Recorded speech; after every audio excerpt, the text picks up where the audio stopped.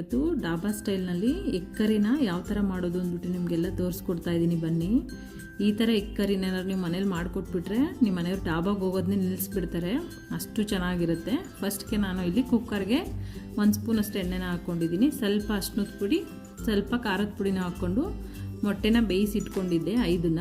ಅದನ್ನು ಸ್ವಲ್ಪ ಕಟ್ ಮಾಡಿ ಮೇಲೆ ಇಟ್ಕೋಬೇಕಾಗುತ್ತೆ. ಅದನ್ನು ಸ್ವಲ್ಪ ಫ್ರೈ ಮಾಡ್ಕೋಬೇಕು, ಅದೆಲ್ಲ ಉಪ್ಪು ಖಾರ ಹಿಡಿಬೇಕಲ್ವ, ಅದಕ್ಕೋಸ್ಕರ.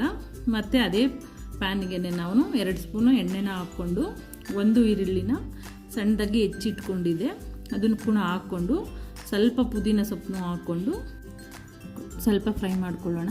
ಇವಾಗೆಲ್ಲ ಫ್ರೈ ಆಗಿದೆ. 1 ಟೇಬಲ್ ಸ್ಪೂನಷ್ಟು ಚಿಲ್ಲಿ ಪೌಡರು, 1/4 ಟೇಬಲ್ ಸ್ಪೂನಷ್ಟು ಅರ್ಶಿನದ ಪುಡಿ, garam masala 1/4 tablespoon, 1 tablespoon ಧನಿಯಾ powder, 1 tablespoon chicken masala ಹಾಕೋದ್ರಿಂದ ಫ್ಲೇವರ್ ಚೆನ್ನಾಗಿರುತ್ತೆ. ಎಲ್ಲನೂ ಹಾಕಿ ಈ ಥರ ಫ್ರೈ ಮಾಡ್ಕೊಳ್ಳಿ. ಖಾರಕ್ಕೆ ಬಂದು 3 ಹಸಿರು ಮೆಣಸಿನ್ಕಾಯಿ, ಗೋಡಂಬಿ, 1 ಇಂಚು ಶುಂಠಿ, 2 ಬೆಳ್ಳುಳ್ಳಿ, 2 ಈರುಳ್ಳಿ ಮತ್ತು 2 ಟೊಮೊಟೊ, ಮತ್ತು ಅದ್ರ ಜೊತೆಗೆ ಪುದೀನ ಕೊತ್ತಂಬರಿನೂ ಸ್ವಲ್ಪ ಹೆಚ್ಚಿರೋದಿತ್ತು, ಅದನ್ನು ಹಾಕ್ಕೊಂಡು ಸ್ವಲ್ಪ ನೀರು ಹಾಕ್ಕೊಂಡು ಈ ಥರ ಪೇಸ್ಟ್ನ ಮಾಡ್ಕೊಳ್ಳಿ.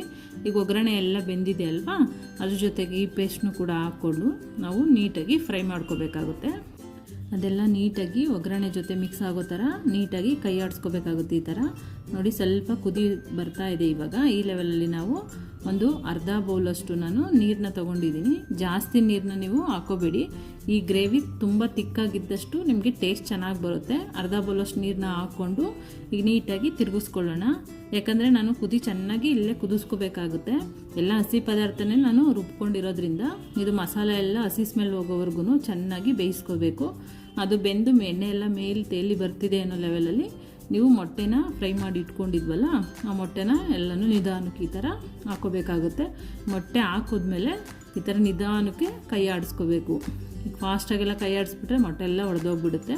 ಇಟ್ಟು ನೀಟಾಗಿ ತಿರುಗ್ಕೊಂಡು ಒಂದು ಕುದಿ ಬಂದಮೇಲೆ ನಾವು ಕುದಿ ಬರ್ತಿದೆ ಅನ್ನೋ ಲೆವೆಲಲ್ಲಿ ಕುಕ್ಕರ್ ಲಿಡ್ನ ಕ್ಲೋಸ್ ಮಾಡಿಕೊಂಡು 1 ವಿಷಲ್ನ ಮಾಡಿಸ್ಕೋಬೇಕಾಗುತ್ತೆ. ನೋಡಿ ಇವಾಗ 1 ವಿಷಲ್ ಆಗಿದೆ. ಎಣ್ಣೆ ಎಲ್ಲ ಮೇಲೆ ಎಷ್ಟು ಚೆನ್ನಾಗಿ ತೇಲ್ ಬಂದಿದೆ, ಎಷ್ಟು ಚೆನ್ನಾಗಿ ರೆಡಿಯಾಗಿದೆ ಗ್ರೇವಿ. ನೋಡ್ತಾ ಇದ್ರೇ ನನಗೆ ಯಾವಾಗ ತಿನ್ನಬೇಕು ಅನ್ನಿಸ್ತಿದೆ.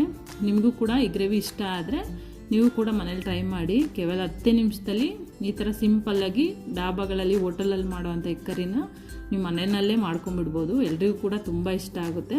ಇದು ರೊಟ್ಟಿ ಜೊತೆಗೆ, ಇಲ್ಲ ಪೂರಿ, ಚಪಾತಿ, ಪರೋಟ ಜೊತೆಗೆ, ಇಲ್ಲ ರೈಸ್ ಜೊತೆಗೆ ತುಂಬ ಒಳ್ಳೆ ಕಾಂಬಿನೇಷನ್ನು. ನಿಮಗೂ ಕೂಡ ಈ ವಿಡಿಯೋ ಇಷ್ಟ ಆದರೆ ನಿಮ್ಮ ಫ್ರೆಂಡ್ಸ್ ಆ್ಯಂಡ್ ಫ್ಯಾಮಿಲಿಗೆ ಶೇರ್ ಮಾಡಿ.